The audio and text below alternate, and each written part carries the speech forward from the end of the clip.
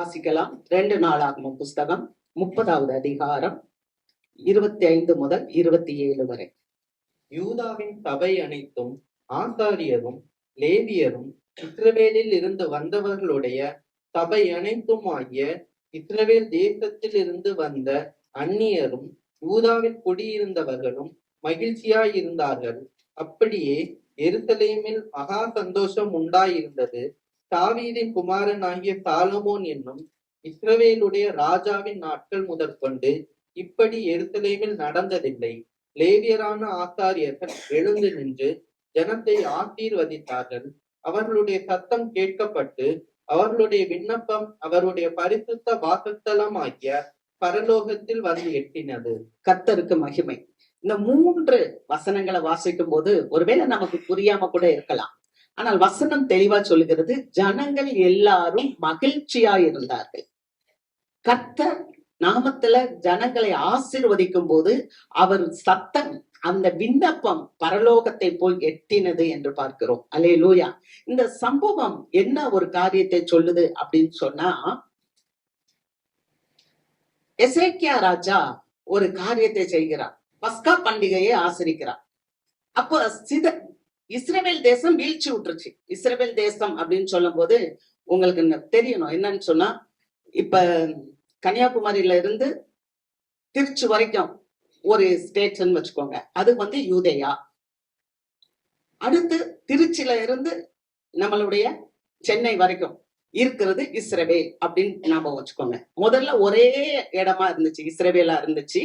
ஆனா ஆண்டவர் ரெகோபயாம் காலத்துல அதை 2ஆ பிரிச்சு 10 கோத்திரத்தை ஒருத்தருக்கும் 2 கோத்திரத்தை ஒருத்தருக்குமா கொடுத்துட்டார். அல்லேலூயா. சோ இப்ப நீங்க இப்படி பிடிச்சு வச்சுக்கிடணும். அப்ப இஸ்ரவேல் மேல இருக்கிற 10 கோத்திரம் வீழ்ச்சி அடைஞ்சு ஜனங்க எல்லாம் சிதறி போயிட்டாங்க. இப்படிப்பட்ட சூழ்நிலையில எசேக்கியா ராஜா என்ன பண்றாரு, ஜனங்க வெளியில இருந்து இவங்களை எல்லாம் சிறைப்பிடிச்சு வெளியே போய் சிதறி 1-2 இடம் மட்டும்தான் இருக்கு. இந்த நேரத்துல எசேக்கியா ராஜா ஒரு காரியம் பண்றாரு. என்னன்னு சொன்னா, ஜனங்களை எல்லாம் ஒருமுகப்படுத்தி ஜெபிக்க வைக்கிறார், துதிக்க வைக்கிறார், துதிப்பலி செய்ய வைக்கிறார். இப்படி செய்யும் போது எல்லா மக்களும், யாரு, யூதேயாவுல இருந்தவங்க, இஸ்ரவேல்ல இருந்தவங்க, அந்நிய ஜாதிகள், புறஜாதிகள் எல்லாரும் மகிழ்ச்சியா இருந்தாங்களாம். அது மாத்திரம் இல்ல, அந்த மகிழ்ச்சி எப்படி இருந்துச்சுன்னு சொன்னா, சாலமோன் ராஜா ஆலயத்தை கட்டினார். அவர் ஆலயத்தை கட்டி அதை பிரதிஷ்டை பண்ணினார். நம்ம எல்லாருக்கும் தெரியும், சாலமோன் ராஜா பிரதிஷ்டை பண்ணும் போது தேவாலயத்தை மகிமை மூடினதா. ஆசாரியர்கள் உள்ள போய் ஊழியம் செய்ய முடியாத அளவுக்கு அந்த இடம் எப்படி இருந்துச்சா, மகிமையால் நிரம்பி காணப்பட்டதுன்னு சொல்லி படிக்கிறோம். ஆனா இங்க பரிசுத்த ஆவியானவர் பதிவு செய்திருக்கிறார், சாலமோன் ராஜாவுடைய காலத்துல கூட அப்படி இல்லையா. அப்படிப்பட்ட ஒரு பெரிய மகிழ்ச்சி அந்த நாட்களிலே உண்டாயிருந்தது. அல்லேலூயா. அது மாத்திரமல்ல, ஆசாரியர்கள் எழுப்பி ஜனங்களை ஆசீர்வதித்தார்கள். அப்படி ஆசீர்வதித்த போது அந்த சத்தம் பரலோக தேவனிடத்தில் எட்டினது என்று பார்க்கிறோம். ஆமென். அப்ப நம்முடைய வாழ்க்கையில நம்ம ஜெபிக்கும் போது, நம்ம ஆண்டவருக்கு துதி செலுத்தும் போது நம்ம மகிழ்ச்சியா இருக்கிறோமா? நம்முடைய சத்தம் பரலோக தேவனிடத்துல போகிறதா? அல்லேலூயா. அப்ப இந்த 2 காரியம் நடக்கணும்னா, இந்த எசேக்கியா ராஜா ஒரு காரியத்தை செய்தார். அது என்ன ஒரு காரியம்? அதுதான் ரொம்ப முக்கியமானது. இன்னைக்கு அதனுடைய தலைப்புலதான் நமக்கு செய்தி வரப்போகிறது. வாசிக்கலாம். 2 நாளாகமம் 30வது அதிகாரம் 22வது வசனம். கர்த்தருக்கு அடுத்த காரியத்தில் நல்ல உணர்வுள்ள எல்லா லேவியரோடும் எசேக்கியா பட்சமாய் பேசினான். இப்படி அவர்கள் பண்டிகையின் 7 நாள் அளவும் புசித்து ஸ்தோத்திர பலிகளை செலுத்தி தங்கள் பிதாக்களின் தேவனாகிய கர்த்தரை துதித்துக் கொண்டிருந்தார்கள். அல்லேலூயா. கர்த்தருக்கு மகிமை. இங்க பாக்குறோம், கர்த்தருக்கு அடுத்த காரியத்துல, கர்த்தருடைய காரியத்துல இந்த எசேக்கியா என்ன செஞ்சார் அப்படின்னு சொன்னா, நல்ல உணர்வுள்ள எல்லா லேவியரோடும் பட்சமாய் பேசினான். நல்ல உணர்வுள்ள மக்களிடத்துல தேவனுடைய வார்த்தை வரும்போது அங்கே ஆண்டவர் பெரிய மாற்றத்தை கொண்டு வருகிறார். அல்லேலூயா. அதனால்தான் வேதம் அழகா சொல்லுகிறது, நம்ம வேத வார்த்தையை எடுத்து கண்ட இடத்துலயும் போட முடியாதான். யாரு பட்சமா பேசுறாரு, யார்கிட்ட பட்சமா பேசுறாருன்னா, நல்ல உணர்வுள்ள லேவியரோடு எசேக்கியா பட்சமாய் பேசினான். அதுக்கப்புறம் பாத்தீங்கன்னா அங்க பலி செலுத்துறாங்க, துதிக்கிறாங்க, நிறைய பலி செலுத்துறாங்க. கர்த்தருக்கு மகிமை. இந்த நல்ல உணர்வுள்ள அப்படின்றது குட் அண்டர்ஸ்டாண்டிங் அப்படின்னு சொல்லியிருக்கு. பொதுவாவே நல்ல உணர்வு அப்படின்னா நம்ம என்ன சொல்லுவோம்னா, உணர்வுக்கு இங்கிலீஷ்ல என்ன சொல்லுவோம்? ஃபீலிங்ஸ் அப்படின்னு கூட சொல்லுவோம். ஃபீலிங், உணர்வு அப்படின்னு சொல்லி. ஆனா இந்த இடத்துல ஃபீலிங் அப்படின்ற ஒரு அர்த்தம் கிடையாது. NIV புக் ஆங்கில வேதாகமத்துல சொல்லப்பட்டிருக்கிறது குட் அண்டர்ஸ்டாண்டிங், நல்ல புரிந்து கொள்ளுதல். நல்ல புரிந்து கொள்ளுகிற மக்களிடத்துல பட்சமாய் பேசும்போது பெரிய எழுப்புதல் உண்டாக்குது. அல்லேலூயா. தேவனுடைய வார்த்தையை நம்ம புரிந்து கொள்ளும் போது நம்முடைய வாழ்க்கையில எழுப்புதல் வரும். இங்க எசேக்கியா ராஜாவை பார்க்கிறோம், நிறைய பலி செலுத்துகிறார். அவரே நிறைய காளைகளை கொடுக்கிறார், ஆடுகளை கொடுக்கிறார். ஆனால் புதிய ஏற்பாட்டுல வரும்போது ஆண்டவராகிய இயேசு கிறிஸ்து நமக்கு பலியாக கொடுக்கப்பட்டார். அல்லேலூயா. வேற ஒரு பலி நமக்கு தேவையில்லை. நம்ம வாசிக்கிறோம் எபிரேயர் புஸ்தகம் 9வது அதிகாரம் 14வது வசனம். நித்திய ஆவியினாலே தம்மை தாமே பழுதற்ற பலியாக தேவனுக்கு ஒப்பு கொடுத்த கிறிஸ்துவினுடைய இரத்தம் ஜீவனுள்ள தேவனுக்கு ஊழியம் செய்வதற்கு உங்கள் மனசாட்சியை செத்த கிரியைகள் அற சுத்திகரிப்பது எவ்வளவு நிச்சயம். கிறிஸ்துவனுடைய ரத்தம் என்ன செய்யுது அப்படின்னு சொன்னா, ஜீவனுள்ள தேவனுக்கு ஊழியம் செய்வதற்கு நம்முடைய மனசாட்சியை சுத்திகரிக்கிறது. அல்லேலூயா. செத்த கிரியைகளில் இருந்து நம்மளுடைய மனசாட்சியை சுத்திகரிக்கிறது. அதுதான் பலி. ஒரே பலி. இயேசு நமக்காக பலியாக்கப்பட்டார். அந்த பலி நிமித்தமாக உங்களுக்கும் எனக்கும் என்ன உண்டாயிருக்கிறது அப்படின்னு சொன்னா, நம்முடைய மனசுல இருக்கிற செத்த கிரியைகளை எல்லாம் சுத்திகரிப்பதற்காக இயேசு கிறிஸ்து தம்முடைய சொந்த ரத்தத்தை அவர் சிலுவையிலே சிந்தினார். அல்லேலூயா. அப்ப இந்த வார்த்தையை நம்ம யார்கிட்ட பேச முடியும்னா, நல்ல உணர்வுள்ள மக்களாகிய நாம் அதை கேட்கும் போதுதான் ஆண்டவருக்காக பெரிய காரியத்தை செய்ய முடியும். அல்லேலூயா. அல்லேலூயா. நான் விசுவாசிக்கிறேன், நாம் எல்லாம் நல்ல உணர்வுள்ள மக்களாக தேவன் நம்மை அழைத்திருக்கிறார். ஆமென். நமக்கு நம்முடைய மனசாட்சி சுத்திகரிக்கப்பட வேண்டும். நல்ல உணர்வு, இயேசு கிறிஸ்துவை குறித்த நல்ல உணர்வு நமக்கு இருக்க வேண்டும். Good understanding. ஆண்டவரை நான் எப்படி புரிந்திருக்கிறேன், ஆண்டவரை நான் எப்படி அறிந்து கொண்டிருக்கிறேன், ஆண்டவரை நான் எப்படி என் நினைவிலே வைத்துக் கொண்டு இருக்கிறேன். அல்லேலூயா. அல்லேலூயா. ஏன்னா ஆண்டவர் நம்ம கூட இருக்கும். அப்படி இருப்பாரு அப்படின்னு சொன்னா தேவ பிள்ளைங்க எப்போதும் சந்தோஷமா இருப்பாரு. ஆண்டவர் நம்மோடு இருப்பாங்க அப்படின்னு சொன்னா தேவ பிள்ளைங்க எப்போதும் ஆசீர்வாதமா இருப்பாங்க. அல்லேலூயா. நம்ம வாசிக்கலாம் ஏசாயாவின் புஸ்தகம் 43வது அதிகாரம் 11வது வசனம். நானே கர்த்தர், என்னை அல்லாமல் இரட்சகர் இல்லை. அவர் சொல்றாரு, பெரிய ப்ராஃபட் யாரு? ஏசாயா. ஏசாயா யாரு? ஒரு பெரிய தீர்க்கதரிசி. அந்த பெரிய தீர்க்கதரிசி சொல்றாரு, அவர் எழுதின புஸ்தகத்துல, நானே கர்த்தர், என்னை தவிர வேறு இரட்சகர் இல்லை. அப்ப நம்ம ஆண்டவரை எப்படி புரிந்து கொள்கிறோம், நம்ம ஆண்டவரை எப்படி நம்ம உணர்ந்து கொள்கிறோம்? அல்லேலூயா. நல்ல புரிதல் நமக்கு இருக்கா? Good understanding. குட் அண்டர்ஸ்டாண்டிங், நல்ல புரிந்து கொள்ளுதல் எனக்கு இருக்கா? ஏன்னா வேதம் தெளிவா சொல்லுகிறது, இயேசுவானவர் ஆண்டவர் சொல்லுகிறார், நானே கர்த்தர். ஏசாயா பதிவு பண்ணிருக்காரு. ஏசாயா அப்படின்றா யெகோவா எனது பெலன். அப்ப யெகோவா எனது பெலன் அப்படின்னா ஆண்டவர் என் பெலனா இருக்கிறார் அப்படின்னு சொல்ற ஒரு தீர்க்கதரிசி சொல்லுகிறார், கர்த்தரே தேவன், அவரை தவிர வேற இரட்சகர் இல்லை. ஒருவேளை இந்த கால வேளையில நீங்க எங்கேயாவது ஒரு இடத்துல விடுதலை தேடிக்கொண்டு இருக்கலாம், எங்கேயாவது ஒரு இடத்துல என்னை யாராவது காப்பாற்றுவார்கள் என்று சொல்லிக் கொண்டு இருக்கலாம். ஆனால் வேதம் தெளிவா சொல்லுகிறது, நானே இரட்சகர், என்னை தவிர வேற ஒரு தேவன் இல்லை. இன்னைக்கு பெரும்பாலும் குடும்பங்கள்ல ஏன் தெரியுமா பிரச்சனைகள் வருகிறது? ஏன் தெரியுமா கணவன் மனைவிக்குள்ளாக சில கஷ்டங்கள், வேறுபாடுகள், மனஸ்தாபங்கள் வருது? ஏன்னா மனைவி தன்னுடைய தேவையை யார்கிட்ட கேட்கிறாங்கன்னா கணவனிடம் கேட்கிறாங்க, அவங்கள்ட்ட எதிர்பார்க்கிறாங்க. கணவன் தன்னுடைய தேவையை யார்கிட்ட எதிர்பார்க்கிறாங்க அப்படின்னு சொன்னா மனைவிட்ட எதிர்பார்க்கிறாங்க. ஆனா மனைவி செய்ய வேண்டிய கடமையை மனைவி செய்ய வேண்டும், கணவன் செய்ய வேண்டிய கடமையை கணவன் செய்ய வேண்டும். ஆனால் அதே சமயத்துல எதிர்பார்ப்புகள் என்பது எங்க இருக்கணும்னா ஆண்டவரிடத்தில் இருக்கணும். அல்லேலூயா. நீ பாட்டுக்கு வீட்டுல உட்காந்துட்டு எனக்கு ஒரு பெரிய இடம் வாங்கி கொடு, இப்பவுமே இந்த வீட்டை வாங்கி கொடுனா ஒரு மனுஷன் எங்க போவான்? திருடவா போக முடியும்? இல்ல லஞ்சம் வாங்க போக முடியுமா? அப்ப நம்முடைய எதிர்பார்ப்புகள், நம்முடைய தேவைகளை நிறைவு செய்கிறவர் யார் அப்படின்னு சொன்னா, நம்மளுடைய தேவையை நிறைவு செய்கிறவர், நம்மளை ரட்சிக்கிறவர் ஆண்டவராக இயேசு கிறிஸ்து. உன்னுடைய எதிர்பார்ப்பை கொண்டு போய் உன் தகப்பனிடத்தில் கூட வைக்க கூடாது. ஏன்னா அவரும் உனக்கு ஒரு மனிதன் தான். உன்னுடைய எதிர்பார்ப்பை சொல்லலாம், அப்பா எனக்கு இது தேவை, அம்மா இது தேவை சொல்லலாம். ஆனால் அதை கொடுக்கவில்லை என்பதற்காக நம்முடைய எதிர்பார்ப்புகளை அதில் கேட்டு நம்மளுடைய ஆவிக்குரிய வாழ்க்கையை நாம் தவற விட்டு விடக்கூடாது. அல்லேலூயா. ஆவிக்குரிய வாழ்க்கை என்று சொல்லுவது ஒரு கண்ணாடி பாத்திரத்தை போல. அந்த கண்ணாடி பாத்திரத்தை நீங்க கீழே போட்டீங்கன்னா அது உடைந்து விடும். அதுக்கப்புறம் அதை ஒட்ட வைக்கவே முடியாது. ஆகவே ஆவிக்குரிய வாழ்க்கையில நம்ம யாரை சார்ந்து வாழ வேண்டும்? இட்ஸ் a good understanding உங்களுக்கு இருக்கா?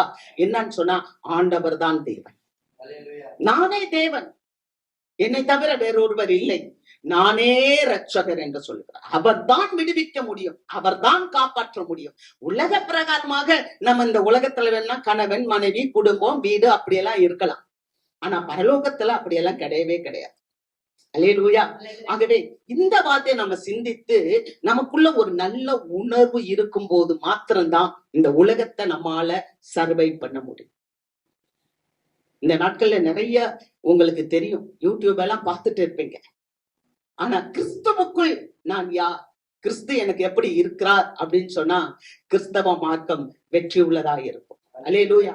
இரண்டாவது காரியம் நம்ம நல்லா தெரிஞ்சுக்கிடணும். யாக்கோபு புஸ்தகம் 1வது அதிகாரம் 17வது வசனம் சொல்லுகிறது, நன்மையான எந்த ஈவும் பூரணமான எந்த வரமும் பரத்தில் இருந்து உண்டாகி ஜோதிகளின் பிதாவினிடத்தில் இருந்து இறங்கி வருகிறது, அதில் யாதொரு மாறுதலும் வேற்றுமை நிழலும் இல்லை என்று சொல்லப்பட்டிருக்கிறது. அல்லேலூயா. நீங்க வாழ்க்கையில பெற்றுக்கொள்கிற ஒவ்வொரு நன்மையும் ஒவ்வொரு ஆசீர்வாதமும் எங்க இருந்து வருதுன்னு சொன்னா, பரலோகத்தில் இருந்து வருகிறது.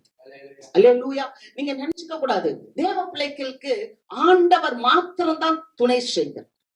நீங்க குடும்பத்துல இருந்தாலும், பெற்றோரோடு இருந்தாலும், கணவன் மனைவியோடு இருந்தாலும், நம்மளுடைய தேவைகளை எல்லாம் சந்திக்கிறவர் யாருன்னா ஆண்டவர் தான். ஆண்டவர் தான் நமக்கு வீட்டை கொடுத்திருக்கிறார், ஆண்டவர் தான் நமக்கு குடும்பத்தை கொடுத்திருக்கிறார், ஆண்டவர் தான் நமக்கு வேலையை கொடுத்திருக்கிறார், ஆண்டவர் தான் நமக்கு சுகத்தை கொடுத்திருக்கிறார். இதெல்லாம் எங்க இருந்து வருதுன்னா, நன்மையான எல்லா ஈவும் பரத்தில் இருந்து உண்டாகி ஜோதிகளின் பிதாவினிடத்தில் இருந்து இறங்கி வருகிறது. இந்த உணர்வு, இந்த அண்டர்ஸ்டாண்டிங் ஒரு பிள்ளைகிட்ட இருந்தால் அந்த பிள்ளை வெற்றி உள்ள வாழ்க்கையை வாங்க.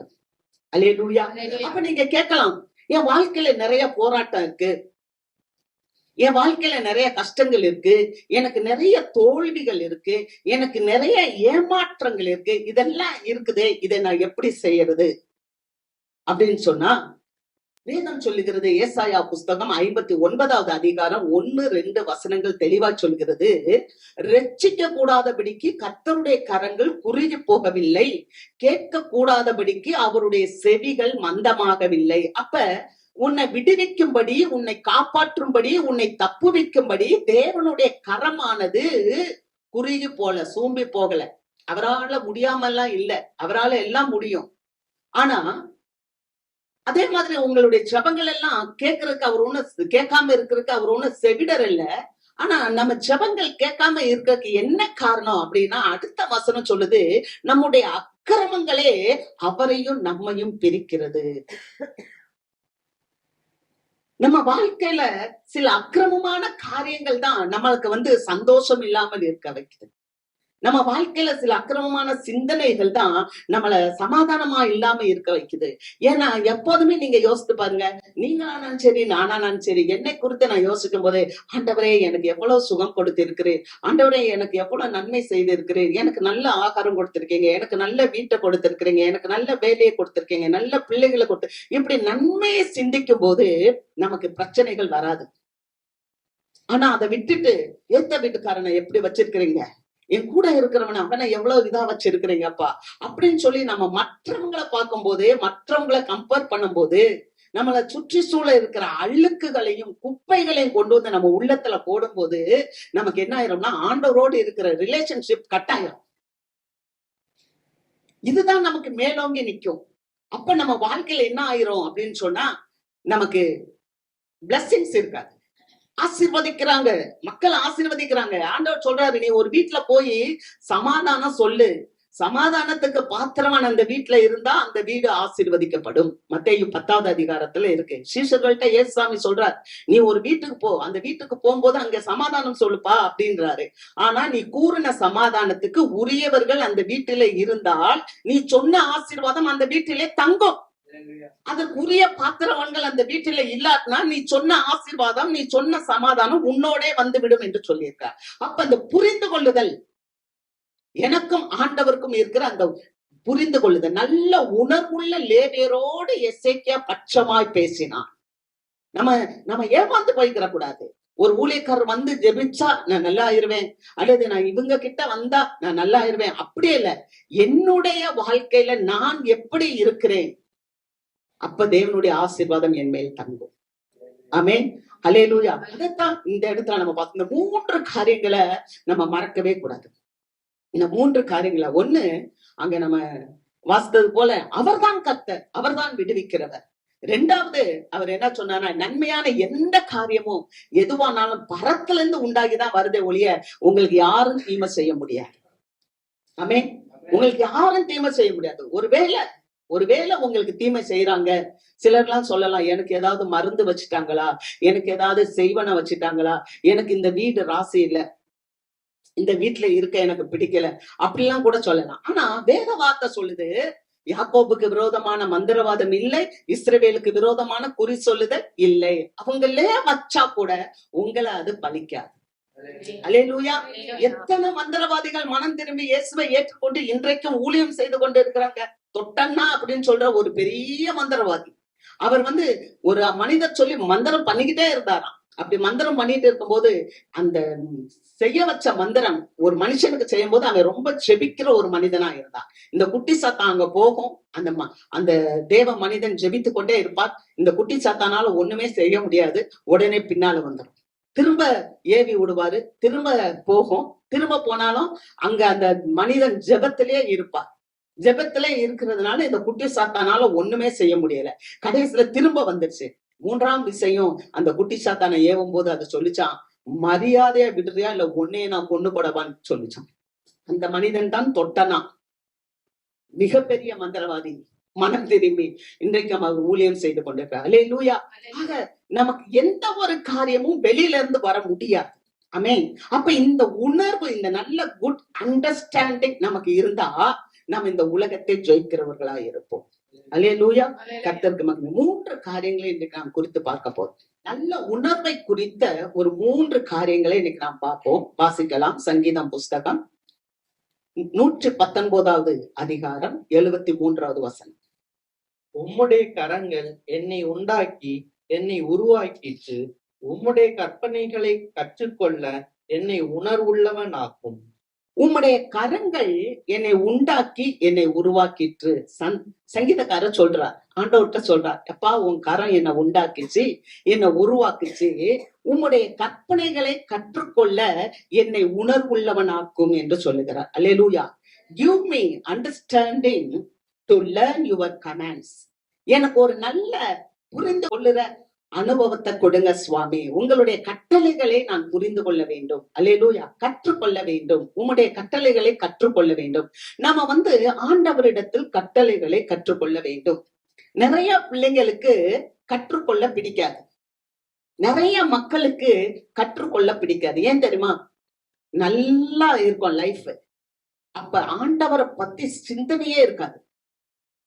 ஆனா நம்ம வாழ்க்கையில நம்ம பாதைகள் மாறும் போது என்ன ஆகும்னா நம்ம லேர்ன் பண்ண ஆரம்பிக்கும். அல்லேலூயா. சங்கீதக்காரர் அதாச்சான் சொல்லுகிறார். 119வது சங்கீதம் 71வது வசனத்துல சொல்லுகிறார், நான் உபத்திரவப்பட்டது நல்லது, அதனால் உம்முடைய பிரமாணங்களை கற்றுக்கொள்கிறேன். அப்போ ஒரு தேவ பிள்ளைக்கு உபத்திரவம் என்று ஒண்ணு வரும்போதுதான் அது என்ன பண்ணும்னா ஆண்டவரை பத்தி கத்துக்கிட. கர்த்தருக்கு ஸ்தோத்திரம். அல்லேலூயா. அப்ப நீங்க நல்லா பாருங்க, ஒரு சின்ன பிள்ளை நடக்க ஆரம்பிக்கும் போது டப்புன்னு கீழே விழும், அப்புறம் எந்திரிச்சு நடக்கும்.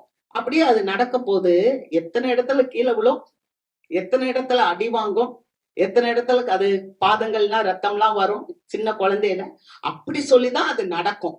அது மாதிரி ஆவிக்குரிய வாழ்க்கையில நீங்களும் நானும் கற்றுக்கொள்ளணும்னு சொன்னா, நீங்க நல்லா இருங்க அப்படின்னு ஆண்டவர் சொன்னா நம்ம கேட்க மாட்டோம். ஆனா ஒரு சின்ன பாடுகள், ஒரு பிரச்சனைகள் நம்ம வாழ்க்கையில வரும்போது அதைத்தான் சங்கீதக்காரர் சொல்லுகிறார். நான் உபத்திரவப்பட்டது நல்லது, அதனால் உம்முடைய பிரமாணங்களை கற்றுக்கொள்கிறேன். அல்லேலூயா. சில பாடுகள் நம்ம வரும்போது அந்த பாடுகள் நம்மளை உருவாக்கும் என்பதை நாம் மறந்து விடக்கூடாது. அல்லேலூயா, அல்லேலூயா. சில பாடுகள் வரும்போது அந்த பாடுகள் உங்களையும் என்னையும் அழிக்காது, அந்த பாடுகள் உங்களையும் என்னையும் கிறிஸ்துவுக்குள்ளாக உருவாக்கும். ஆமென். நம்ம வாசிக்கிறோம் எபிரேயர் 5வது அதிகாரம் 8வது வசனம். அவர் குமாரனாய் இருந்தும் பட்ட பாடுகளினாலே கீழ்ப்படிதலை கற்றுக்கொண்டு அவர் குமாரனாய் இருந்தும் பட்ட பாடுகளினாலே கீழ்ப்படிதலை கற்றுக்கொண்டு. ஆண்டவராகிய இயேசு கிறிஸ்து அவர் அப்பாவுக்கு குமாரனாய் இருந்தாலும் அவருக்கு பாடுகள் இருந்துச்சு. நல்லா சொல்லுங்க, நல்லா பாருங்க. ஒரு மனுஷனுக்கு எப்ப பாடுகள் இருக்கும்? பாவத்துல இருந்தா பாடுகள் இருக்கும். அல்லேலூயா. ஒரு பாவம், ஒரு விடாத ஒரு ட்ரிங்க்ஸ் பண்றாரு, தொடர்ந்து அவர் மதுபானம் குடிச்சுக்கிட்டே இருக்கிறாரு அப்படின்னு சொன்னா அவருக்கு என்ன வரும்? ஒரு பலவீனம் வரும் இல்லையா? அல்லது விடாப்பிடியா ஒரு ஸ்மோக் பண்றாரு, நான் ஸ்டாப் ஸ்மோக்கிங் அப்படின்னா சரீரத்துல ஏதாவது ஒரு பலவீனம் வரும். அல்லேலூயா. அல்லது ஏதாவது ஒரு சிற்றின்பத்துல பாவத்துல இருக்கிறாங்க அப்படின்னு சொன்னா பலவிதமான நோய்கள் வரும். ஆனா இயேசு கிறிஸ்து பாவம் இல்லாதவர், அவர் பரிசுத்தமானவர். அவர் சொல்லுகிறார் யோவான்ல 8வது அதிகாரம் சொல்றாரு, என்னிலே பாவம் இருக்கும் என்று உங்களில் யார் சொல்லக்கூடும்? அல்லேலூயா. அப்ப பாவம் இல்லாதவர், பரிசுத்தமானவர், நமக்காக பாவமானவர், நமக்காக பலியானவர். அவர் குமாரனாய் இருந்த போது, அவர் பரிசுத்தமாய் இருந்த போதே அவருக்கு பாடுகள் இருந்தது. பரிசுத்தமாய் இருந்தார், பாடுகள் இருந்தது. அப்ப அவர் குமாரனாய் இருந்தவும் பட்ட பாடுகளினாலே கீழ்ப்படிதலை கற்றுக்கொண்டார். அல்லேலூயா. இதை ஏன் எபிரேய விசுவாசிகளுக்கு எழுதணும்? இந்த ஆக்கியோன் ஏன் எபிரேய விசுவாசிகளுக்கு எழுதணும்னு சொன்னா, இன்னைக்கு அநேகருடைய வாழ்க்கையில சில பாவங்கள் இல்லாமல் இருந்தும் பாடுகள் இருந்தது. பாவங்கள் இல்லை, ஆனால் பாடுகள் இருந்தது. இந்த பாடுகளின் நிமித்தமாக கிறிஸ்துவை விட்டு பின்வாங்க நினைத்தார்கள். நல்ல ஒரு குட் அண்டர்ஸ்டாண்டிங், உங்களுக்கு ஒரு புரிந்து கொள்ளுதல் இருக்க வேண்டும். நான் நன்றாகத்தானே இருக்கிறேன், நான் பரிசுத்தமாகத்தானே இருக்கிறேன், நான் உண்மை உள்ளவனாகத்தானே இருக்கிறேன், ஆனால் எனக்கு ஏன் இந்த பாடு அப்படின்னு சொன்னா, ஏன் இந்த ஆக்கியோன் இந்த எபிரேய புஸ்தகத்துல இந்த வசனத்தை எழுதினார் என்றால், எபிரேய மக்கள் நல்லவர்களாக இருந்தார்கள், ஆனால் அவர்களுக்கு வந்த பாடுகளின் நிமித்தமாக இயேசுவை விட்டு பின்வாங்க நினைத்தார்கள். அப்படி நினைக்கும் போதுதான் ஆவியானவர் இந்த வசனத்தை சொல்லி இருக்கிறார். அப்ப யோசித்து பாருங்க, பாவமே இல்லாத அந்த கிறிஸ்து இயேசுக்கே அவ்வளவு பாடுகள் என்றால், அததான் அவர் சொன்னார். பச்சை மரத்துக்கே இத்தனை பாடுனா பட்டை மரத்துக்கு உங்களுக்கு எவ்வளவு இருக்கும்? அல்லேலூயா. அப்ப நம்ம வாழ்க்கையில ஒரு புரிந்து கொள்ளுதல், ஒரு குட் அண்டர்ஸ்டாண்டிங் என்னன்னு சொன்னா, நமக்கு தெரியணும் ஆண்டவருக்கே இத்தனை பாடுகள் என்றால், அந்த பாடுகளில் இருந்து ஆண்டவர் ஜெயம் எடுத்தார் என்றால், எனக்கும் இந்த பாடுகளில் இருந்து ஜெயம் உண்டு. அல்லேலூயா. நான் அவருடைய வாழ்க்கையில, என்னுடைய வாழ்க்கையில அவருடைய சித்தத்துக்கு நான் ஒப்பு கொடுக்கும் போது அந்த பாடுகள் எனக்கு ஒன்றும் செய்யாது. அந்த பாடுகள், அதாவது சொல்லுவாங்க, சிலுவை இல்லாமல் சிங்காசனம் இல்லை. அல்லேலூயா. அந்த பாடுகள் நம்மை உருவாக்கி ஒரு மேன்மையான ஆசீர்வாதத்துக்கு கொண்டு வரும். வாசிக்கலாம். 2 தீமோத்தேயு புஸ்தகம் 3வது அதிகாரம் 14வது வசனம். நீ கற்று நிச்சயித்துக் கொண்டவைகளில் நிலைத்திரு, அவைகளை இன்னாரிடத்தில் கற்றாய் என்று நீ அறிந்திருக்கிறதும் அல்லாமல். நீ கற்று நிச்சயித்துக் கொண்டவைகளில் நிலைத்திரு. பாத்தீங்களா? அந்த சங்கீதக்காரர் ஜெபிக்கிறார், உம்முடைய கட்டளைகளை நான் அறிந்து கொள்ளும்படி, உம்முடைய கற்பனைகளை கற்றுக்கொள்ளும்படி என்னை உணர்வுள்ளவன் ஆக்கும். அப்ப நம்ம கற்றுக்கொள்ள வேண்டும். ஆமென். நம்ம கற்றுக்கொள்ளணும். எப்படி கற்றுக்கொள்ளணும் அப்படின்னு சொன்னா, ஆண்டவரை பார்த்து நம்ம கற்றுக்கொள்ளணும். அவர் பரிசுத்தமானவர், அவர் நீதி உள்ளவர், அவர் உண்மை உள்ளவர். அவருக்கு அந்த பாடுகள் இருந்துச்சு. அப்ப என் வாழ்க்கையில ஒரு பாடுகள் இருந்தாலும் அதை மேற்கொள்வேன். 2வது இங்க பவுல் சொல்லுகிறார். யார்கிட்ட சொல்லுகிறார்? தீமோத்தேயுட்ட சொல்லுகிறார். தீமோத்தேயுவை உருவாக்குகிறார். உருவாக்கும் போது நீ கற்றுக்கொண்டு நிச்சயித்தவைகளில் நிலைத்திரு. ஆமென். இங்க நிறைய படிச்ச பிள்ளைங்க இருக்கிறீங்க இல்லையா? வள்ளுவர் கூட ஒரு செய்யுள் எழுதியிருக்கிறார். வள்ளுவர் ஒரு திருக்குறள் சொல்லியிருக்கிறார். என்ன சொல்லியிருக்கிறார்? கற்க கசடர கற்பவை கற்றபின் நிற்க அதற்கு தக. இல்லையா? அப்ப நம்ம படிக்கணும், படிச்சத நல்லா கசடு இல்லாம முழுமையா படிக்கணும். ஆண்டவரை பத்தி புரிந்து கொள்றது மேலோட்டமா இல்ல, தெளிவா நம்ம புரிந்து கொள்ளணும். அதுக்கப்புறம் தான் நமக்கு நல்ல அந்த உணர்வு வரும், நல்ல குட் அண்டர்ஸ்டாண்டிங் நமக்கு வரும். அப்ப நீ கற்றுக்கொண்டவர்களில் நிலைத்திரு, நிச்சயமா இரு, நிலைத்திரு. ரெண்டாவது, அதை யாரிடத்தில் கற்றாய்? ஆமென், அல்லேலூயா. நம்ம கற்றுக்கொள்ள வேண்டும். இந்த தீமோத்தேயுக்கு இதை ஏன் அப்படி சொல்றான்னா, நல்லா யோசித்து பாருங்க. தீமோத்தேயுனுடைய அம்மா ஒரு யூத அம்மா, யூத ஸ்திரீ. தீமோத்தேயுனுடைய அப்பா ஒரு கிரேக்கன். ஆனா இந்த தீமோத்தேயுக்கு அவங்க பாட்டியாகிய லோவேசாலும் தீமோத்தேயுனுடைய தாயாகிய ஐனிக்கையாலும் சிறு பிராயத்திலிருந்து பிள்ளைகளுக்கு, அந்த தீமோத்தேயுக்கு வேத வார்த்தைகளை போதித்தார்கள். அல்லேலூயா. இன்னைக்கு நாம நம்முடைய பிள்ளைகளுக்கு வேத வார்த்தைய போதிக்கிறோமா?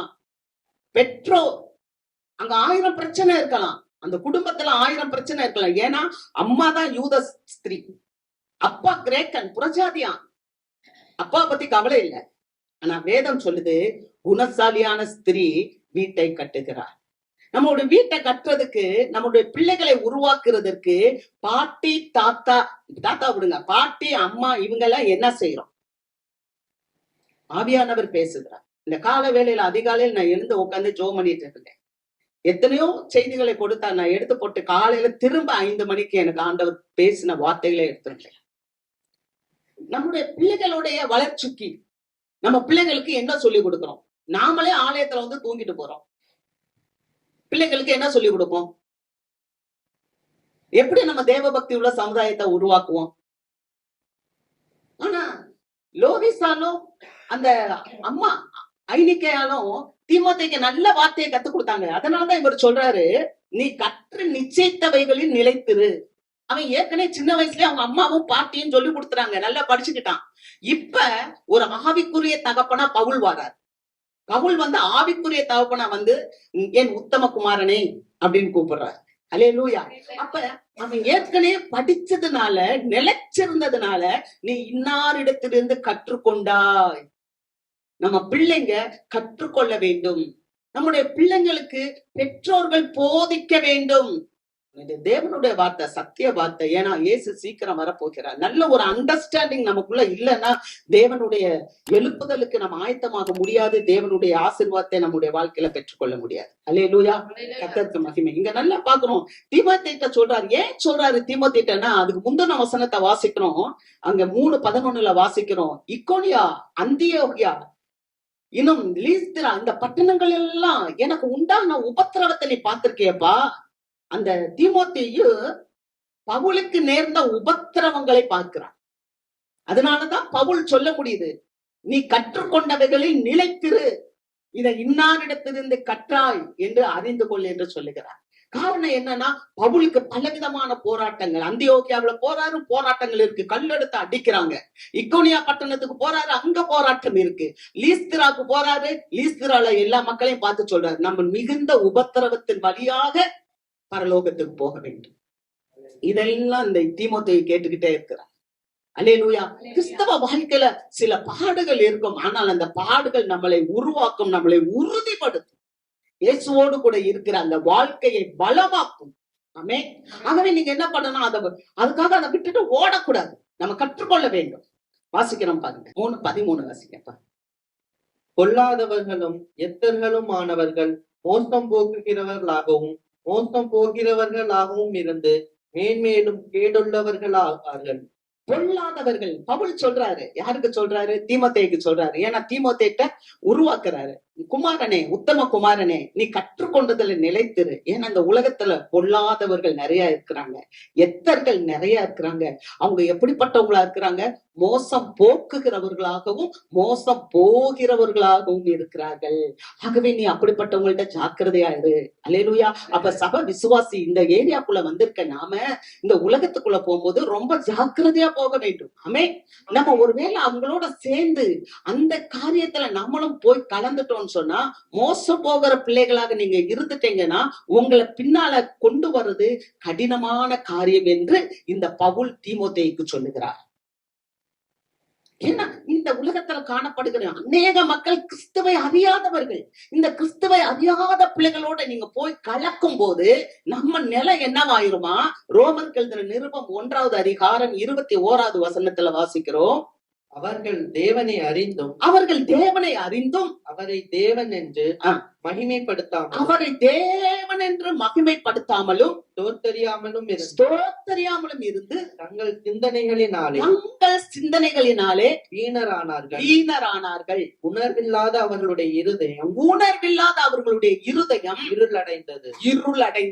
ஆக இந்த உலகத்துல நீ போயிட்டன்னு சொன்னா, நீ போகும்போது உனக்கு என்ன இருக்குமா? ஆண்டவரை நீ அறிந்திருக்க. ஆனா ஆண்டவரை அறிந்த நீ அவரை ஸ்தோத்தரிக்காம, அவரை துதிக்காம, உன்னுடைய சிந்தனை வீணாகி அந்த வீணான சிந்தனையினால உன்னுடைய இருதயம் இருளா போயிரும். நீ தேவனை அறிஞ்சிருக்க, ஆனா மோசம் போக்குறவர்கள் இருக்கிறாங்க இந்த உலகத்துல. பவுல் சொல்லுறா தீமோத்தேயுக்கு, மோசம் போக்குறவங்க இருக்காங்கப்பா, நீ அவங்க கூட போய் மோசம் ஆயிராத. உனக்குள்ள இருக்கிற அந்த வெளிச்சத்தை காத்துக்கொள். அப்படி நீ காத்து கொள்ளாத பட்சத்தில் என்ன நடக்கும்? ரோமர் 1:28. தேவனை அறிவை பற்றி கொண்டிருக்க அவர்களுக்கு மனதில்லாதிருந்தபடியால் தகாதவைகளை செய்யும்படி தேவன் அவர்களை கேடான சிந்தைக்கு ஒப்பு கொடுத்தார். தேவனை அறிந்து கொள்ள அறிவனை பெற்றுக்கொண்டு அதை செய்ய உனக்கு மனசு இல்லைன்னு சொன்னா, தேவன் உன்னை கேடான காரியத்துக்கு ஒப்பு கொடுப்பார். வசனம் சொல்லுது. இதத்தான் இந்த பவுல் தீமோத்தேயுக்கு சொல்லுகிறார். எப்பா, நீ கற்றுக்கொண்டவைகளில் நிலைத்திரு. நீ யார்கிட்ட கற்றாய்? ஒரு ஊழியர்கிட்ட இருந்து நம்ம கற்றுக்கொள்ளணும். பவுல்கிட்ட இருந்துதான் தீமோத்தேயு கற்றுக்கொண்டார். பவுலிடம் இருந்துதான் தீத்து கற்றுக்கொண்டார். பவுலிடம் இருந்துதான் எப்பாப்ராத்தீத்து கற்றுக்கொண்டார். அப்ப நம்ம ஒரு ஊழியரிடத்தில் இருந்து கற்றுக்கொள்ளும் போது நம்மளுடைய வாழ்க்கையில நம்ம ஆண்டவருக்கு கனி கொடுக்கிறவர்களா இருப்போம். கனி மாத்திரம் இல்ல, நம்ம லூக்கா எழுதுற நற்செய்தி நூல் 3வது அதிகாரம் 11வது வசனத்துல பார்க்கும்போது நல்ல கனியை கொடுக்கிறவர்களா இருப்போம். அல்லேலூயா. ஏன்னா நல்ல கனி கொடுக்காத மரங்கள் எல்லாம் வெட்டுண்டு அக்னியில் போடப்படும் என்று யோவான் ஸ்நானகன் சொல்கிறார். அப்ப நாம எங்க இருக்கணும்னா, ஆண்டவருடைய பாதத்துல அமர்ந்து, ஆண்டவருடைய ஊழியர்களோட அமர்ந்து, ஆண்டவருடைய சத்தியத்தை வார்த்தையை நாம் கேட்டுக்கொண்டு அதன்படி நாம் நடக்கிறதுக்கு ஒரு உணர்வு நமக்கு இருக்க வேண்டும். அப்ப நம்மளுடைய ஆத்மா சமாதானமா இருக்கணும்னு சொன்னா, நம்ம ஆத்மா இளைப்பாறணும்னு சொன்னா, நம்ம இயேசுவின் இடத்தில் கற்றுக்கொள்ள வேண்டும். அல்லேலூயா. பவுலடியார் சொன்னது போல மூத்த ஊழியர்கள் இடத்துல கற்றுக்கொள்ள வேண்டும். அல்லேலூயா. பெற்றோர் இடத்துல நாம் கற்றுக்கொள்ள வேண்டும். அல்லேலூயா. பெற்றோர்களும் கற்றுக் கொடுக்கிறவர்களாக இருக்க வேண்டும். அல்லேலூயா. 2வது ஒரு காரியம், சங்கீதம் 119வது அதிகாரம் 125வது வசனம். நான் உமது அடியேன் உம்முடைய சாட்சிகளை நான் அறியும்படி என்னை உணர்வுள்ளவனாக்கும். அல்லேலூயா. முதலாவது உம்முடைய கற்பனைகளை கற்றுக்கொள்ள எனக்கு உணர்வுள்ளவனாக்கும்னாரு. இப்ப சாட்சிகளை அறியும்படி என்னை உணர்வுள்ளவனாக்கும். அல்லேலூயா. 2வது சாட்சிகளை அறியும்படி என்னை உணர்வுள்ளவனாக்கும். ஒரு நல்ல அண்டர்ஸ்டாண்டிங், புரிந்து கொள்ளுதல் சாட்சிகளை பத்தி. நல்ல பங்க, இயேசுவின் இடத்துல 12 சீஷர்கள் இருந்தாங்க. அதுல ஒருத்தன் எப்படி இருந்தான்னு சொன்னா, சுயமாவே இருந்தான். நம்ம வாசிக்கிறோம் மார்க் 14, 11, 12. அவர்கள் அதை கேட்டு சந்தோஷப்பட்டு அவனுக்கு பணம் கொடுப்போம் என்று வாக்குத்தத்தம் பண்ணினார்கள். அவன் அவரை காட்டி கொடுப்பதற்கு தகுந்த சமயம் பார்த்து கொண்டிருந்தான்.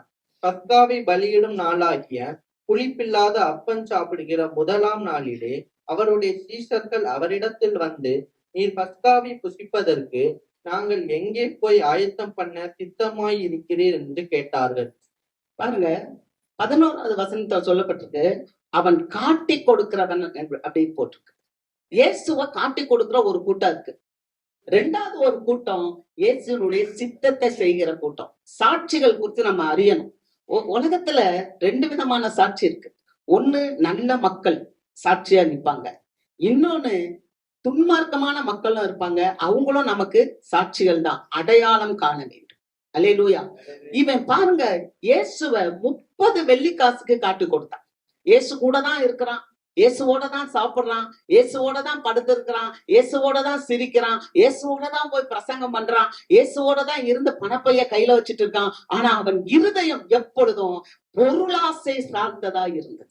பொருளாசை, பணம் பணம் சம்பாதிக்கணும், பூமிக்குரிய காரியம். அப்ப ஆண்டவருக்கு ஒரு அம்மா அந்த இடத்துல வர்றாங்க. வந்து நலத தைலத்தை எடுத்து உடைச்சு அவருடைய சிரசுல ஊத்தி அவரை வணங்குறாங்க. அப்ப இவன் யோசிக்கிறான், இவன் சொல்றான், இந்த வீண் செலவு என்னத்துக்கு? யூதாஸ் கேக்குறான். இயேசுதான் ஜீவன் கொடுக்கிறார், இயேசு வாழ்வு கொடுக்கிறார், இயேசு எல்லாம் செய்யறாரு. ஒரு ஸ்திரீ இயேசுவுக்கு ஒரு நலத தைலத்தை உடைத்து ஊத்தும் போது யூதாஸ் நின்று கேக்குறான், இந்த வீண் செலவு என்னத்துக்கு? அப்ப இயேசுவன சொல்றார், நீ அப்படியெல்லாம் சொல்லாதே, என்னை அடக்கம் பண்ணுவதற்கு அவள் உந்திக் கொண்டாள். அல்லேலூயா. நான் இன்னும் கொஞ்ச நாள் தான் இருக்க போறேன், நான் என்னைய கொல்ல போறாங்க, என்னை அடக்கம் பண்றதுக்கு இவ முந்திக்கிட்டா, இவ அந்த வாசனை திரவியத்தை என் மேல ஊத்துனானு. இப்ப இவனுக்கு என்ன ஆகி போச்சுன்னா, யோசிக்க ஆரம்பிச்சிட்டான். ஐயோ, பூமியில ஒரு பெரிய அரசாங்கத்தை இயேசு ஏற்படுத்துவாரு, அந்த அரசாங்கத்துல எனக்கு ஒரு நல்ல போஸ்ட் கொடுப்பாரு, நம்ம நல்ல ஜாலியா இந்த உலகத்துல இருக்கலாம்னு நினைச்சோம். ஆனா இவர் இப்ப என்ன சொல்லிட்டாரு, என்னை அடக்கம் பண்றதுக்கு முந்திக்கிட்டான்னு சொல்லிட்டாரு. அப்ப இவரு முடிஞ்சு போற காரியம் அப்படின்னு சொல்லிட்டு, இனி இவர்கிட்ட இருந்தா பயன் இல்லைன்னு சொல்லிட்டு 30 வெள்ளிக்காசுக்கு இயேசுவையே வேலை பேச போயிட்டான். அங்க நம்ம வசனத்தை வாசிக்கிறோம். யோவான் 12வது அதிகாரம் 6வது வசனம். அவன் தரித்திரரை குறித்து கவலைப்பட்டு இப்படி சொல்லாமல், அவன் திருடனானபடியினாலும் பணப்பையை வைத்துக் கொண்டு அதிலே போடப்பட்டதை சுமக்கிறவனானபடியினாலும் இப்படி சொன்னான். தரித்திரன் பேர்ல அவனுக்கு ஒரு மனசு இல்ல. தரித்திரருக்கு நம்ம இறங்கணுமே, நமக்கு உதவி செய்யணுமே அப்படின்ற எண்ணம் அந்த யூதாசுக்கு இல்ல. யோவான் அங்கே பதிவு செய்கிறார், அவன் திருடனானபடியினாலும், அவன் பணப்பையை சுமக்கிறவனாய் இருந்தபடியினாலும் அவன் அந்த மாதிரி சொன்னான். அல்லேலூயா. சில நேரங்கள்ல அதுதான் நம்ம வாசிக்கிறோம். நம்மளுடைய லிப்ஸ் இருக்குல்ல, ஸ்வீட் கோட்டட் லிப்ஸ், அது அப்படியே தேன் பூசின வாயா இருக்கும். ஆனா இருதயம் எட்டியை போல இருக்கும், இருதயம் கசப்பா இருக்கும். அவன் திருடன் என்று வேதம் பதிவுபட்டிருக்கு. அவன் பண ஆசை உடையவனாய் இருந்தான். அவன் இந்த பிரபஞ்சத்துக்குரியதே யோசித்துக்கிட்டு இருந்தான். அதனாலதான் ஆண்டவரோட இருந்தாலும் அவனுடைய சிந்தனை எல்லாமே எங்க இருந்துச்சுன்னா பணத்தின் மேலேயே இருந்துச்சு. பணத்துல யோசனை பண்ணிட்டு இருந்தான். வாசிக்கிறோம் பாருங்க இன்னொரு இடத்துல, யோவான் 13:27. அந்த துணிக்கையை அவன் வாங்கின பின்பு சாத்தான் அவனுக்குள் புகுந்தான். அப்பொழுது இயேசு அவனை நோக்கி, நீ செய்கிறதை சீக்கிரமாய் செய் என்றார். பாத்தீங்களா, இயேசுவானவர் கடைசி ராபோஜனத்துல அவர் அந்த அப்பத்தையும் ரசத்தையும் கொடுக்கிறார். சொல்றார், இது என்னுடைய சரீரம் சொல்றாரு, இது என்னுடைய சரீரத்துக்கு அடையாளமா இருக்குன்னு சொல்றாரு. அவர் அந்த திராட்சை ரசத்தை கொடுக்கும்போது இது என்னுடைய ரத்தத்துக்கு அடையாளமா இருக்குன்றாரு. அப்ப உன்னதமான தேவனுடைய அந்த அப்பத்தையும் ரசத்தையும் வாங்கி குடித்து உடனடியாக என்ன ஆயிடுச்சுன்னா சாத்தான் அவனுக்குள் புகுந்தான். ஏன் தெரியுமா சாத்தான் அவனுக்குள் புகுந்தான்? அவனுடைய எண்ணம் சுத்தமா இல்ல, அவனுடைய நினைவுகள் சுத்தமா இல்ல. ஆனா ஆண்டவருடைய பந்தியில அவன் ஐக்கியமா இருந்தான். நீங்க வீட்டுல போய் வாசித்து பாருங்க. யூதா புஸ்தகத்துல 12வது வாசிக்கும் போது, அவர்கள் உங்கள் விருந்துகளில் கரைகளை போல இருப்பார்கள். அப்ப அநேகர் அப்ப ரசம் வாங்கும் போது அதுல கரையுள்ள இருதயத்தோட சேர்றாங்க. அத யூதா சொல்றாரு, இயேசு கிறிஸ்துவனுடைய சகோதரர் யூதா எழுதி இருக்கிறார். அப்ப இவனுக்குள்ள அப்படிப்பட்ட ஒரு சிந்தை இருந்துச்சு. அதனால அவனுடைய முடிவு என்ன அப்படின்றத பார்ப்போம். மத்தேயு 27:3. அப்பொழுது அவரை காட்டி கொடுத்த யூதா அவர் மரணாக்கினைக்குள்ளாக தீர்க்கப்பட்டதை கண்டு மனஸ்தாபப்பட்டு அந்த 30 வெள்ளிக்காசை பிரதான ஆசாரியரிடத்திற்கும் மூப்பரிடத்திற்கும் திரும்ப கொண்டு வந்து. பாத்தீங்களா, அந்த 30 வெள்ளிக்காசு அவனுக்கு பிரயோஜனமா இல்ல. குற்றமில்லாத ரத்தத்தை நான் காட்டி கொடுத்தேனே ஆண்டவரே அப்படின்னு சொல்லி தேவாலயத்துல வந்து அவன் அழுகுறான். அழுது பிரதான ஆசாரியர்கள்ட்ட இத பத்தி சொல்லுறான். ஆனா பிரதான ஆசாரியர்கள் சொல்றாங்க, அதை பத்தி எங்களுக்கு ஒண்ணுமில்ல, அது உன்பாடுன்ற உன்பாடு. அதை கொண்டு வந்து அவன் தேவாலயத்துல போட்டான். தேவாலயத்துல கூட அவங்க அந்த காசை எடுத்துக்கொள்ளல. அது ரத்தக்கரையான காசு. அது அந்த தேவாலயத்துல கூட அவங்க வாங்கல. அது என்ன பண்ணாங்க தெரியுமா? அந்த காசை எடுத்து கொண்டு போய் ஒரு குயவன் நிலத்தை வாங்கினாங்க. அடக்கம் பண்றதுக்கான ஒரு நிலம், ரத்த நிலம் என்று சொல்லப்பட்டிருக்கிறது. பழைய ஏற்பாட்டுல சங்கீதங்களின் புஸ்தகத்துல அந்த வார்த்தை பதிவிடப்பட்டிருக்கு. அப்படிப்பட்ட ஒரு ரத்த நிலத்தை அதற்கு அவர்கள் வாங்கினார்கள் என்று பார்க்கிறோம். அல்லேலூயா. கர்த்தருடைய பிரியமானவர்களே, அவன் மனஸ்தாபப்பட்டான். அதுக்கப்புறம் அவன் போய் மனஸ்தாபப்பட்டான். ஆனா அவன் மனஸ்தாபப்பட்டாலும் ஆண்டவர்கிட்ட வரல. ஆனா அவன் கூட இருந்தா இன்னொரு சீஷன் வாசிக்கலாம். அதே மார்க் 14வது அதிகாரம் 70, 71, 72. அவன் மறுபடியும் மறுதலித்தான். சற்று நேரத்துக்கு பின்பு மறுபடியும் அருகே நிற்கிறவர்கள் பேதுருவை பார்த்து, மெய்யாகவே நீ அவர்களில் ஒருவன், நீ கலிலேயன், உன் பேச்சு அதற்கு ஒத்திருக்கிறது என்றார்கள். அதற்கு அவன், நீங்கள் சொல்லுகிற மனுஷனை அறியேன் என்று சொல்லி சபிக்கவும் சத்தியம் பண்ணவும் தொடங்கினான். உடனே சேவல் 2ஆம் தரம் கூவிட்டு, சேவல் 2 தரம் கூவுகிறதற்கு முன்னே நீ என்னை 3 தரம் மறுதலிப்பாய் என்று இயேசு தனக்கு சொன்ன வார்த்தையை பேதுரு நினைவு கூர்ந்து மிகவும் அழுதான். பாத்தீங்களா? இயேசுகிட்ட பேசுற இன்னொரு சீஷன் என்ன தெரியுமா? ஆண்டவரே, நீர் மறிக்க கூடாது, நான் உம்மை விட மாட்டேன், நீர் மறிக்கவே கூடாதுன்னு சொல்லி அப்படி கூடவே இருந்தான் ஒரு சீஷன். ஆனா இயேசு சொன்னாரு, சேவல் 2 தடவை கூவுறதுக்கு முன்னால நீ 3 முறை என்ன மறுதலிப்பன்னு சொன்னார். அதே மாதிரி இயேசுவை பிடிச்சிட்டு போறாங்க. பிலாத்தின் இடத்துல கொண்டு போய் அங்க எல்லாம் கைதி விசாரணை நடக்குது. விசாரணை நடக்கும் போது ஒரு ஸ்திரீ, ஒரு பெண் அங்க வந்து நிக்கிறான். இந்த பேதுருவை பார்த்த உடனே, இந்த பேதுருவும் கலிலேயனான இயேசுவோடு இருந்தவன் அப்படின்னு சொல்லும் போது அவன் சொன்ன, நான் அவரை பார்க்கல, அவரே எனக்கு தெரியாது. 2வது முறையும் சொல்றாங்க. வேறு சிலர் வந்து, இவனா அவங்களோட இருந்தா அந்த கூட்டத்துல ஒருத்தன் தான். ஆனா பேதுரு சொல்றான், ஐயோ எனக்கு அவரை தெரியாதுங்க, நீங்க யாருன்னே எனக்கு தெரியாதுங்கன்னு சொல்லிட்டு.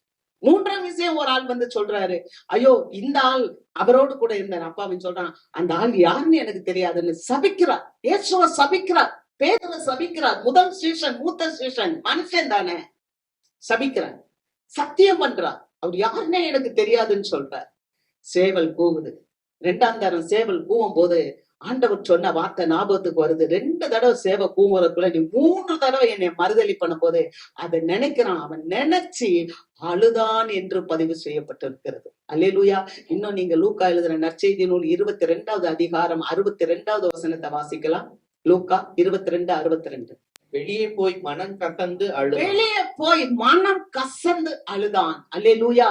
நல்லா கவனிச்சுக்கோங்க. வேதம் சொல்லுகிறது, மனுஷன் முகத்தை பார்க்கிறான், ஆனால் இருதயத்தை தேவன் பார்க்கிறார். அல்லேலூயா. நம்முடைய இருதயத்தை தேவன் பார்க்கிறார். ஆமென். அங்க என்ன வசனம் நம்ம வாசிக்கிறோம்னு சொன்னா நல்லா கவனிங்க. இருதயத்தை அவர் பார்த்தார், மனம் கசந்து அழுதான். அதுக்கப்புறம் ஆண்டவர் கிட்ட அவன் வந்தான். ஆனா இந்த மனுஷன் யூதாஸ் இயேசு கிட்ட வரல. அவன் அப்படியே போயிட்டான், எங்கேயோ போயிட்டான். எங்கேயோ போய் ஒரு தேவாலயத்துல போய் நான் கேட்கிறேன், சமாதானத்தை தேடுறேன், எங்கேயோ போயிட்டான். எங்க நீ தொலைச்சியோ அங்கதான் தேடணும். அல்லேலூயா.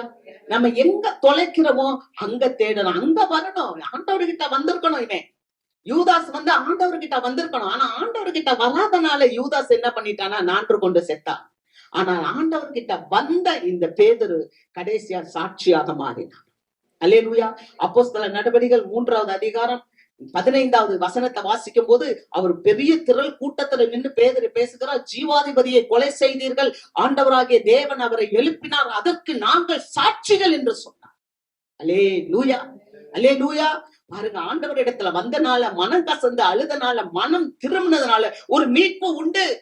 அததான், உமது சாட்சிகளை நான் அறிந்து கொள்ளும்படி என்னை உணர்வுள்ளவனாக்கும். நான் எந்த சாட்சியா இருக்க விரும்புகிறேன் ஆண்டவரே. அல்லேலூயா. நம்ம எந்த சாட்சியா இருக்கணும்?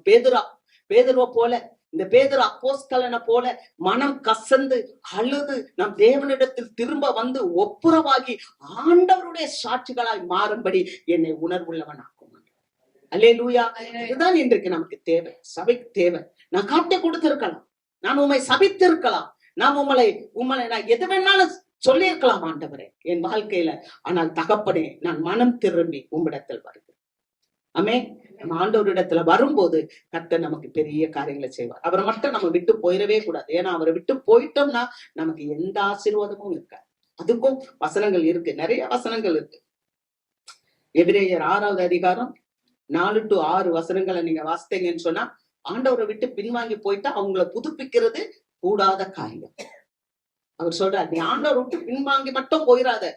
வாழ்க்கையில நீ எதை வேணாலும் இழக்கலாம், ஆனா ஆண்டவரை மட்டும் இழந்து போயிடக்கூடாது. ஏன்னா ஆண்டவர் கூட இருந்தா எல்லாத்தையும் சரி செஞ்சுருவார். அல்லேலூயா. ஆண்டவர் கூட இருந்தாருன்னா எல்லாத்தையும் நமக்கு சரி செய்து கொடுத்துருவார். அதான் நல்ல உணர்வுள்ள ஒரு இருதை, நல்ல ஒரு அண்டர்ஸ்டாண்டிங் நமக்கு என்ன இருக்கணும்னா, கர்த்தரையும் கூட இருந்தா எனக்காக யாவையும் செய்து முடிப்பார். ஆமென்.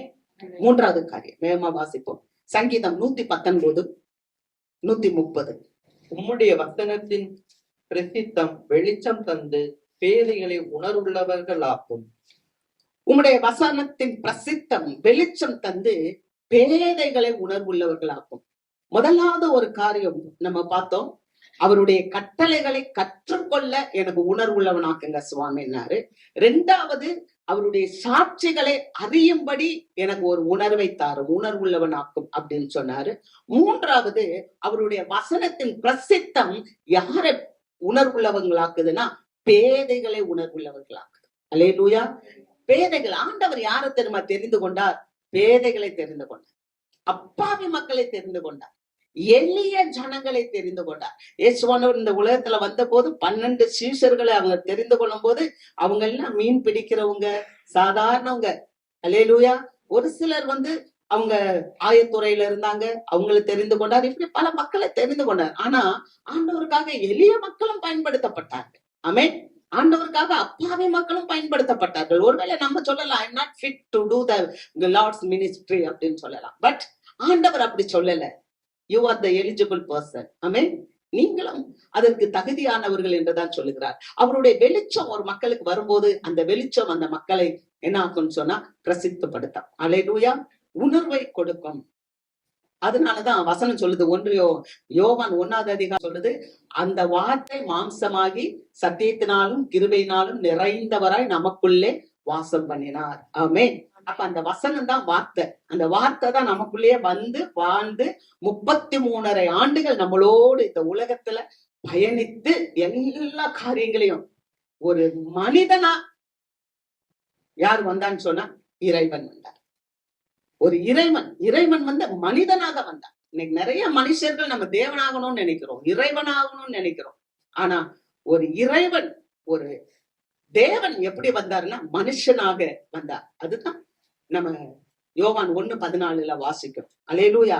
அது எப்படி வந்தார்? அவர் வரும்போது மரண இருளின் திசையில் இருந்த ஜனங்கள் பெரிய வெளிச்சத்தை கண்டார்கள். எப்படிப்பட்ட பெரிய வெளிச்சம் தெரியுமா? அந்த தெய்வத்தை யாருமே வெளிப்படுத்தல. ஆனா இந்த குமாரனாகிய கிறிஸ்து தான் இந்த உலகத்துல இருக்கும்போது அப்படி ஒரு தேவன் இருக்கிறா. ஏன்னா அது வரைக்கும் தேவனை ஒருவனும் ஒரு காலம் கண்டதில்லை. ஆண்டவர் எப்படி இருப்பார், யெகோவா தேவன் எப்படி இருப்பார், பிதாவானவர் எப்படி இருப்பார், யாருக்குமே தெரியாது. ஆனா இயேசுவானவர் இந்த உலகத்துல தாழ்மையா ஒரு மாட்டு கொட்டையில பிறந்து அவர் ரொம்ப சாந்தமா மனத்தாழ்மையா, எவ்வளவு தாழ்மை, சீஷர்களுடைய கால்களை கழுவுறார். அங்க வசனத்தை பாக்குறோம். ஏசாமி சீஷர்களுடைய கால்களை கழுவினார். என்னிடத்தில் கற்றுக்கொள்ளுங்கள், அப்பொழுது நீங்கள் பிழைப்பீர்கள். அல்லேலூயா. என்னிடத்தில் கற்றுக்கொள்ளுங்க. ஏன்னா நான் மிகப்பெரிய தேவன், இறைவன். ஆனா நான் இந்த இடத்துல வந்தேன். நான் வந்ததே எதுக்குதான்? உனக்கு பலியாக வந்தேன்.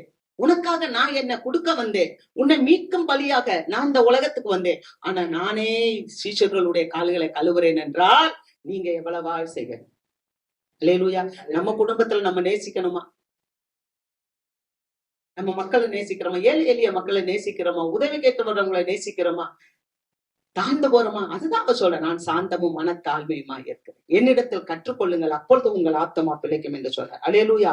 ஆகவே இந்த காரியங்கள் எல்லாம் பார்த்த போதுதான் மரண இருளின் திசையில் இருந்த ஜனங்கள் பெரிய வெளிச்சத்தை கண்டார்கள். ஏசாமி காலத்துல பாத்தீங்கன்னா நிறைய பணக்காரங்க இருந்தாங்க. எல்லாமே சுவிஸ் பேங்க்ல தான் பணம் வச்சிருக்காங்க. ஆனா எல்லாருக்கும் என்னன்னா வியாதி, எல்லாருக்கும் பல பிரச்சனைகள். ஆனா ஏசாமிக்கு வெறும் 33 வயசு தான். அப்படியே அந்த வீதியில நடந்து போறாரு, கலிலேயா வீதியில. அவருக்கு பின்னால ஒரு கூட்டம் வந்துகிட்டே இருக்கு. அந்த கூட்டம்லாம் யாருன்னு பார்த்தா பூரா பணக்கார கூட்டம். ஏன்னா அவங்களுக்கு சொஸ்தப்படுத்த முடியல. இயேசு ஒருத்தர் தான் சுகமாக்க முடியும். அல்லேலூயா. நான் வசனத்தை சொல்றேன், நீங்க வேணா எடுத்து பாருங்க. செப்பனியா 1வது அதிகாரம் 18வது வசனம். கர்த்தருடைய உக்கிரத்தின் நாளிலே கர்த்தருடைய உக்கிரத்தின் நாளிலே அவர்கள் வெள்ளியும் அவர்கள் பொன்னும் அவர்களை தப்புவிக்க மாட்டார்கள், அவர்களை தப்புவிக்க மாட்டாது. அவருடைய எரிச்சலின் அக்கினியினால் தேசமெல்லாம் அழியும், தேசத்தின் குடிகளை எல்லாம் சடிதியாய் நிர்மூலம் பண்ணுவார். பாத்தீங்களா? இன்னைக்கு கூட அப்படிதான் நடந்துட்டு இருக்கு. பொருளாதார சீர்கேடுகள் நடந்து கொண்டே இருக்கு. எவ்வளவு பெருசா எந்திருக்கிற நிறுவனங்கள் இன்றைக்கு கீழே விழுந்து கொண்டு இருக்கு. காரணம் என்ன தெரியுமா? தேவனுடைய உக்கிரத்தின் நாளிலே நம்ம வச்சிருக்கிற வெள்ளி, நம்ம வச்சிருக்கிற தங்கம் நம்மளை தப்புவிக்காது. கர்த்தர் ஒருத்தர் தான் நம்மளை தப்புவிக்க. இதை இவர்கள் அறிந்து கொண்டார்கள். மரண இருளின் திசையில் இருந்த ஜனங்கள் அதை அறிந்து கொண்டார்கள். அதை அறிந்து கொண்ட பிறகு ஆண்டவருக்கு பின்னால வராங்க. ஆண்டவர் அவர் இந்த ஐஸ்வர்யவான்களுக்கு எல்லாம் சுகம் கொடுக்கிறார். நம்ம வாசிக்கிறோம், ராஜாவின் மகனை குறித்து வாசிக்கிறோம். ராஜா என்ன சாதாரணமானவரா இருப்பாரா? அவருக்கு பணம் இருக்காதா, காசு இருக்காதா? ஆனா ராஜாவின் மகன் சாக கிடக்கிறான் என்று சொல்லி இயேசுவினிடத்தில் வந்து, நீ வாரும், என் மகன் சாக கிடக்கிறான். அல்லேலூயா. உடனடியாக ஆண்டவர் சொல்லுகிறார், நீ போ, உன் மகன் பிழைத்து இருக்க. ஒரு விசுவாசத்தை உண்டாக்குகிறார். உன்னுடைய விசுவாசம் தங்கத்தில் அல்ல, வெள்ளியில் அல்ல, பொன்னில் அல்ல, பொருளில் அல்ல, இயேசுவில் இருக்க வேண்டும் என்பதை அங்கே பதிவு செய்யப்பட்டிருக்கிறது. அல்லேலூயா. அப்படியானால் பேதைகளை தேவன் உணர்வுள்ளவர்களாக்குகிறார். ஆமென். அவருடைய வசனம் பிரசித்தம் தந்து பேதைகளை உணர்வுள்ளவர்களாக்கும். அதனாலதான் அங்க வசனத்தை நம்ம கடைசியா வாசித்து முடிப்போம். ஏசாயா 35:8. அங்கே பெரும் பாதையான வழியும் இருக்கும், அது பரிசுத்த வழி எனப்படும், தீட்டுள்ளவன் அதிலே நடந்து வருவதில்லை. அந்த வழியில் நடக்கிறவர்கள் பேதையராய் இருந்தாலும் திசை கெட்டு போவதில்லை. அங்கே பெரும்பாதையான வழி இருக்கும், அது பரிசுத்த வழி எனப்படும், தூய வழி. அதிலே தீட்டுள்ளவன் கடந்து வருவதில்லை. நீ பேதையா இருந்தாலும் அவர்கள் திசை கெட்டு போவதில்லை. நல்லா பாருங்க, ஆண்டவர் சொன்னார், நானே வழியும் சத்தியமும் ஜீவனுமாய் இருக்கிறேன் என்று சொன்னார். அல்லேலூயா. அதுதான் அவருடைய வசனத்தின் பிரசித்தம், வெளிச்சம். அந்த வெளிச்சம் என்ன தெரியுமா? I am the way, I am the light, I am the life. நான் தான் வழி, நான் தான் சத்தியம், நான் தான் ஜீவன். ஒருவன் எனக்குள்ள வந்தா உள்ளும் புறமும் சென்று நல்ல மேய்ச்சலை கண்டடைவான். மக்களுக்கு போக மனசு இருக்காது. ஆனா ஏன் அதுல மனசு இருக்காதுன்னா, அதுக்குள்ள யார் வர முடியாதுன்னா, தீட்டுப்பட்டவங்க உள்ள வர முடியாது. மனசுல தீட்டுனா என்னன்றத நீங்க வீட்டுல போய் மார்க் எழுதின நற்செய்தி நூல் 7வது அதிகாரத்தை படிச்சு பாருங்க. ஒரு லிஸ்டே கொடுக்கிறாரு இயேசுவானவர் தீட்டை பத்தி. அது எங்க இருந்து வரும்? உள்ளத்துல இருந்து வரும். அப்ப தீட்டுப்பட்டவங்க அதுக்குள்ள வர முடியாது. ஆனா பேதையர்களா இருந்தாலும் நீங்க திசை கெட்டு போகுது. எளியவர்களா இருந்தாலும், நீங்க அப்பாவிகளா இருந்தாலும் நீங்க திசை கெட்டு போவதில்லை. அதனாலதான் பேதுரு, அதனாலதான் பவுல் சொல்றாரு, ரோமருக்கு எழுதும் போது சொல்றாரு, நீ நன்மைக்கு ஞானிகளாகவும் தீமைக்கு பேதைகளாகவும் இருங்கள். அல்லேலூயா, அல்லேலூயா. கர்த்தருக்கு மகிமை. ஆண்டவர்கிட்ட நம்ம எப்படி சேர வேண்டும்? எந்த உணர்வோடு கூட, நல்ல உணர்வுள்ள இருதயத்தோடு நம்ம ஆண்டவரை தேடணும். ஆமென். அல்லேலூயா. ஒரு குட் அண்டர்ஸ்டாண்டிங். ஆண்டவருக்கு எது பிடிக்கும், ஆண்டவருக்கு எது பிடிக்காது. ஆண்டவர் எப்படிப்பட்டவர்? அவர் ஏகாதிபத்தியத்தின் தேவன். அவருக்கு நிகர் இந்த உலகத்துல யாருமே இல்லை. அவரை சந்திக்கிற நம்மளை தேவன் வெட்கப்படுத்த மாட்டார். ஆனா அதே சமயத்துல அவரை சந்திக்கிற நம்மளை அவருடைய சாயலுக்கு ஏற்ப உருவாக்குவார். அல்லேலூயா, அல்லேலூயா.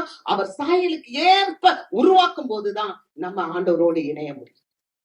நம்ம எல்லாருக்குமே தெரியும், பொற்கொள்ளன் தங்கத்தை உருக்குறவன் 1500 டிகிரி சென்டிகிரேட்ல கீழே வச்சு உருக்குவான். தீ அவ்வளவு போசா எரியும். மேல என்ன இருக்கும்னா தங்கம் இருக்கும்.